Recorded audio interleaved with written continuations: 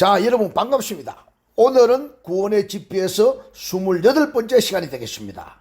자, 오늘 전할 말씀은 역시 하나님의 이름, 하나님의 명칭, 하나님의 존칭 6번째 시간이 되겠습니다. 자, 오늘 제가 전할 주제는 하나님의 그림자 이름. 자, 이름도 생소합니다.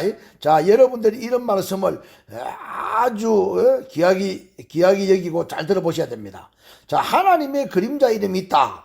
자, 하나님의 그림자 이름이 도대체 무엇인가? 그 그림자 이름으로는 구원을 못 받습니다. 하나님의 실체의 이름을 붙들어야지. 하나님의 그림자 이름을 붙들고는 우리가 구원을 못 받는다. 이렇게 제가 힘주어 말씀드립니다. 하나님의 그림자 이름.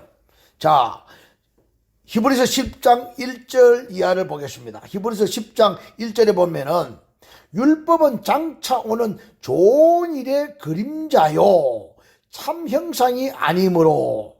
자, 다시 한번 봅니다. 히브리서 10장 1절에 율법은 장차 오는 좋은 일의 그림자요 참 형상이 아니므로. 자, 율법이라 했습니다. 율법은 장차 오는 좋은 일의 그림자라고 했습니다. 자, 율법 시대에 사용된 하나님의 명칭 마찬가지입니다. 하나님의 이름 역시 마찬가지입니다. 그림자 이름입니다. 자, 우리가 많이 사용하고 있는 여호와라든지 야훼라든지 엘로힘이라든지 아도나이라든지 이런 이름들은 전부 하나님의 그림자 이름입니다. 이 그림자 이름은 장차 오는 일에 장차 오는 좋은 일의 그림자의 이름들입니다. 하나님의 그 이름으로는 우리가 구원을 받을 수 없습니다. 다시 한 번 더 말씀드립니다. 이건 굉장히 중요한 내용입니다. 하나님의 그림자 이름으로 구원받을 거라고 주여 주여 부른다고 해서 구원이 없다고 했습니다. 예수님이 주여 주여 하는 자마다 다 천국 갈 것이 아니요 내 아버지 뜻대로 행하는 자라야 간다. 그렇게 말씀했다고 했습니다. 자, 이것을 우리가 앞에서 다루어 보았는데요. 지금 우리들이 아직까지도 잘못 알고 있는 게 여호와는 종교개혁자들이 독일어로 번역하면서 야훼를 독일어로 번역하면서 그 여호와라 이랬습니다. 그리고 또 영어 번역자들이 그걸 그대로 여호와로 번역해 놨습니다. 자, 이런 여호와나 야훼나 이런 이름들은 우리에게 장차 오는 좋은 일의 그림자의 이름은 될 수 있으나 이런 이름들이 구원의 이름은 아니다. 오직 천하인간의 구원받을 이름은 우리가 예수 그리스도밖에 없다. 예수님도 바울도 그렇게 다 말했습니다. 자, 이 내용을 아무리 강조해도 이거는 구원의 핵심 자체이기 때문에 누가 이거를 바꿀 수가 없습니다. 천하인간의 구원 얻을 이름은 예수밖에 없는데 예수 놔두고 왜 여호와여 야훼여 엘로힘이여 이렇게 이 엉터리 이름들 그림자 이름들을 가르치고 있느냐 이 말이에요. 이게 안타까울 뿐입니다.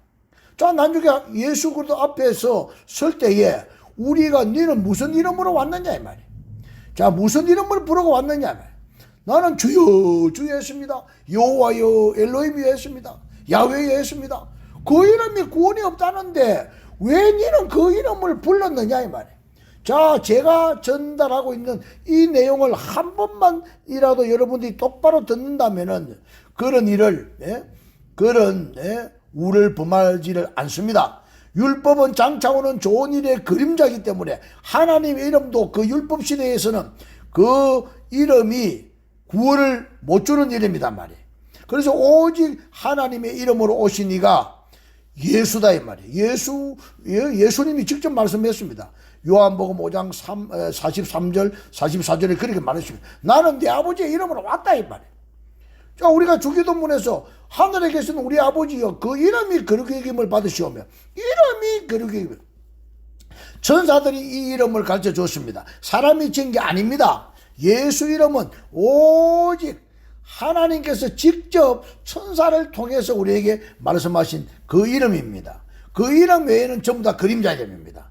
그 이름 외에는 전부 다 하나님의 그림자 이름이기 때문에 그 이름에 여러분들이 구원이 있음을 알고 오직 우리의 구원은 예수 이름밖에 없다. 이걸 꼭 기억하셔야 됩니다.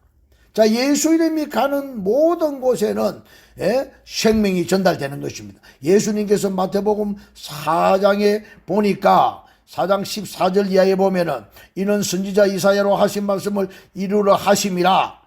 서불론 땅과 납달리 땅과 요단 저편 해변길과 이방의 갈릴리요. 16절입니다. 4장 16절. 흑암에 앉은 백성이 큰 빛을 보았고 사망의 땅과 그늘에 앉은 자들에게 빛이 비춰도다. 이때로부터 예수께서 비로소 전파하여 가라사대 회개하라 천국이 가까웠느니라. 예수님께서 가는 모든 곳에 이제 흑암이 저 그림자가 물러가고 이제 어둠이 물러가고 빛이 전달되게 되는 것입니다. 자, 이 내용들을 우리가 안다고 하면은 예수 생명 외에 예수 이름 외에 무슨 이름을 우리가 불러야 되겠습니까? 참으로 안타까운 일이 아닐 수 없습니다. 예수 이름만이 우리의 구원의 이름이고 예수 이름 외에 그 어떤 하나님의 이름도 전부 다 그림자 이름이다. 그림자 이름이다. 장차 장차 오는 좋은 일에 그림자 이름은 될지언정 그게 우리의 구원의 이름은 아니다. 다시 한번 강조합니다. 꼭 기억하셔야 됩니다. 예? 이러한 내용들을 우리가 잘 알아야 됩니다. 자, 예수님께서도 직접 말씀했습니다. 알곡과 가라지 비유라든지 또 마태복음 3장에 보면 알곡과 쭉정이 비유라든지 이런 게 전부 다 왜 쭉정이 나옵니까? 쭉정이 나온 이유는 딱 하나밖에 없습니다.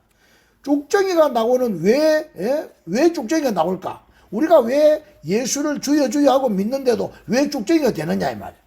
쭉정이는 꺼지지 않는 불에 태운다 했습니다. 알곡막 모아가지고 창고에 들이는데 왜 쭉정이가 나오느냐? 그림자 때문입니다.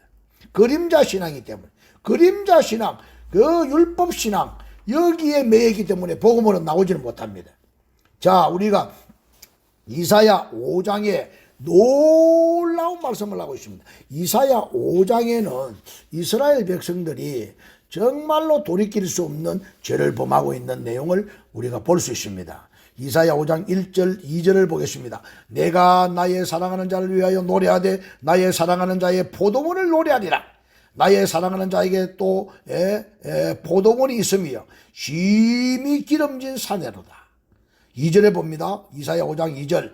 땅을 파서 돌을 지하고 극상품 포도나무를 심었었도다. 극상품 포도나무를 심었어요. 사랑하는 자를 위하여 포도원을 우리 하나님께서 마련해 주었고 거기에 극상품 포도나무를 심었는데 어떻게 됐습니까? 이 극상품 포도나무가 결국은 열매를 못 맺고 전부 다 쭉정이가 되고 말았습니다. 전부 다 하나님이 원치 않는 들포도가 되고 말았습니다.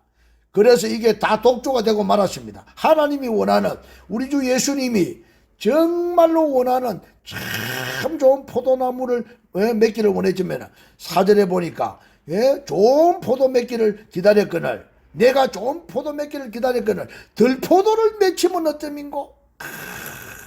내가 이제 이놈들아 어떻게 해야 되겠노? 4절에 보니까 내가 내 포도원을 위하여 행한 그 외에 무엇을 더 할 것이 있으라. 하나님이 이제 어떻게 할 수가 없단 말이야. 얼마나 죄를 많이 지었습니까? 내가 좋은 포도 맺기를 기다렸거늘 들포도를 맺히면 어쩌민고? 지금 오늘 한국교회 전세계 교회들이 지금 하나님께서 극상품 포도나무 예수가 극상품 포도나무 참 포도나무입니다. 참 포도나무를 심었는데 전부 다 들포도를 맺고 앉아있습니다. 들포도 왜 맺었느냐? 그 결론이 뭐냐? 이사야 5장 이사야 5장의 마지막 절에 그 답이 나와 있습니다. 그 마지막 절에 보니까 그 땅을 바라보면 흑암과 고난이 가득하고 빛은 구름에 가려워서 어두웠다 했습니다. 빛이 들어가지 못하고 어두움이니까 어둠의 땅이 되니까 그늘이 졌으니까 그림자가 졌으니까 거기에 극상품 포도나무를 심어도 열매를 맺지 못하는 겁니다. 참 포도나무인 극상품 포도나무인 예수를 심었는데 들포도를 맺추고 앉아 있습니다. 이게 오늘 우리들의 현실 아닙니까? 한국 교회가 지금 여호와여 야훼가 무슨 말입니까? 이게 어떤 하나님의 이름입니까? 예수 이름 외에 무슨 이름입니까? 우리의 구원의 이름은 오직 예수밖에 없습니다.